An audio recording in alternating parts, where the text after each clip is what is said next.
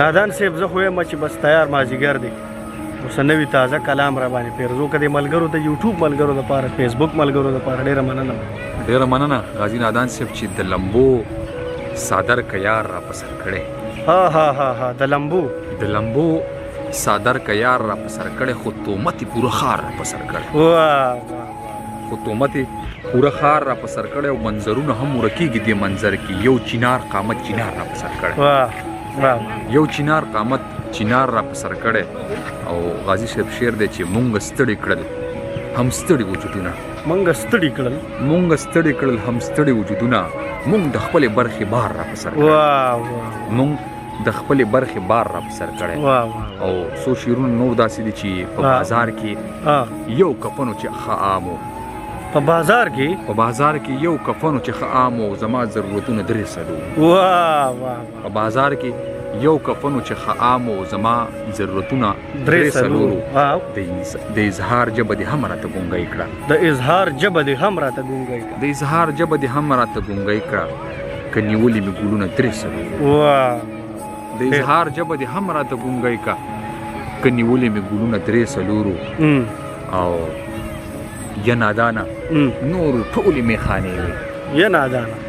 یا نادانه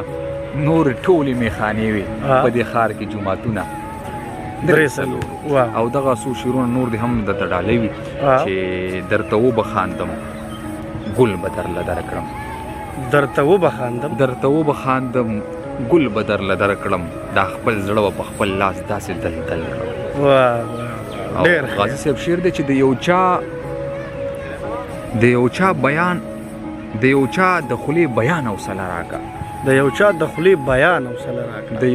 د خولې بیان حوصله راکړه زه پړنګ وجود روان یم مزل کړم او د وجود خاورې به ټولې کړم راټولې د دریاب په غاړه جوړ به هم محل کړم او شعر دی چې ستا نه وروستو به ما دا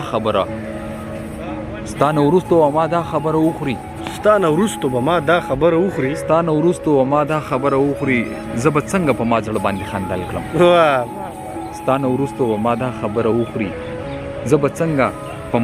زه به څنګه په ما زړه باندې خندل کړم او محبت کې دوه رنګینه وي نادانه دا به بد کوم چې تا سره چل ولکړم دغه تازه غزل نه دی ویل وختي چې ویل نه تا چې ویل بالکل لوخړی تخي هوا قصه کې هغه مرته ویلای ها صحیح عجب تندوا عجب شان منظر میں یاد کر عجب شان منظر میں یاد کر عجب شان منظر میں یاد کر مطلب میں دا دے چې صحرا او سمندر میں یاد کر او شعر دے امن بکل راضی چرت بوي څنګه بوي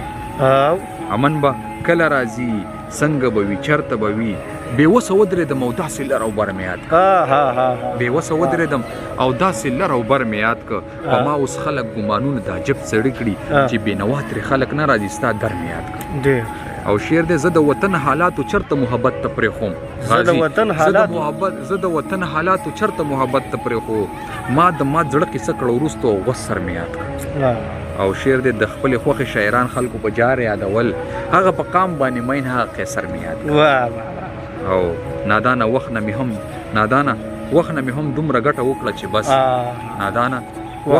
دومره ګټه وکړه چې بس اوږد بیان یې راته رد که مختصر مې یاد ډېره زیاته مننه ډېر ښکلی منظر کې ډېر ښایسته شعرونه آباد اوسئ